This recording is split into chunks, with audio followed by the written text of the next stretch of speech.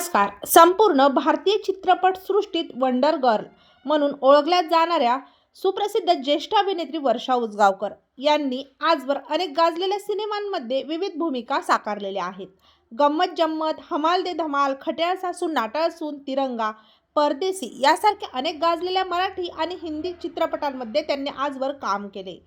त्याबरोबरच त्यांनी स्टार प्रवाह वाहिनीवरील मन उधाण वाऱ्याचे, सुख म्हणजे नक्की काय असतं या मालिकेमध्ये सुद्धा माईची भूमिका साकारली होती.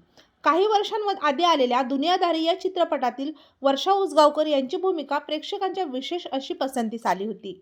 त्यानंतर वर्षाताई बिग बॉस मराठीच्या 5व्या पर्वामध्ये देखील चर्चेत आल्या.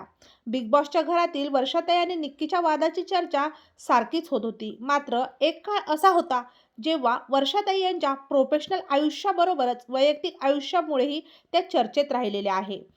अभिनेत्री वर्षा उसगावकर या आज कलाविश्वात कमी दिसत असल्या तरी एक काळ त्यांनी मोठ्या प्रमाणात गाजवलेला आहे.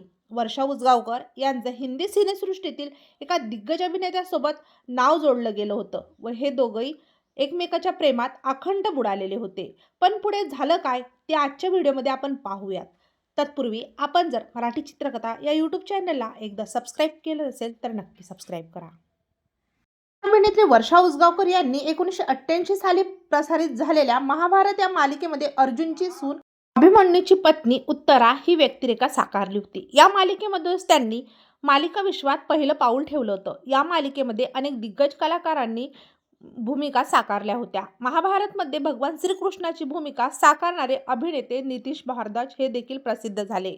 महाभारत या मालिकेच्या सेटवरच अभिनेत्री वर्षा उसगावकर आणि अभिनेते नितीश भारद्वाज यांची ओळख झाली.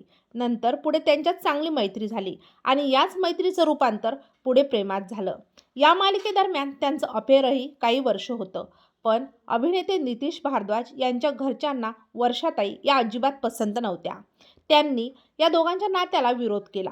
पुढे जाऊन वर्षा आणि नितीश यांनी घरच्यांच्या पसंतीने लग्न करायचं ठरवलं. पण त्यामुळे या दोघांचा ब्रेकअप झाला. अभिनेत्री वर्षा उसगावकर आणि नितीश भारद्वाज हे नेहमीसाठी दुरावल्या गेले. ज्या वर्षी ब्रेकअप झालं त्याच वर्षी म्हणजे 1991 साली नितीश भारद्वाज यांनी मोनिशा यांच्यासोबत लग्नगाठ बांधली. ब्रेकअपनंतर बरीच वर्ष वर्षाताई या सिंगल होत्या.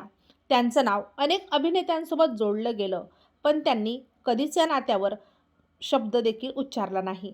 अखेर 2000 साली त्यांचं अजय शंकर यांच्यासोबत अरेंज मॅरेज झालं. 2000 मध्ये नितीश भारद्वाज यांचा घटस्फोट झाला आणि त्यांनी पुन्हा एकदा 2005 साली स्मिता यांच्यासोबत दुसऱ्यांदा लग्नगाठ बांधली.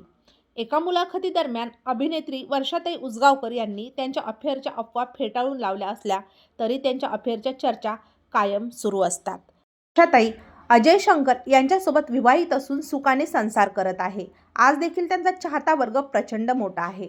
तेव्हा मित्रांनो, आपल्याला ज्येष्ठ अभिनेत्री वर्षाताई उसगावकर यांचा अभिनय व चित्रपट आवडतात का? कमेंट बॉक्समध्ये नक्की सांगा.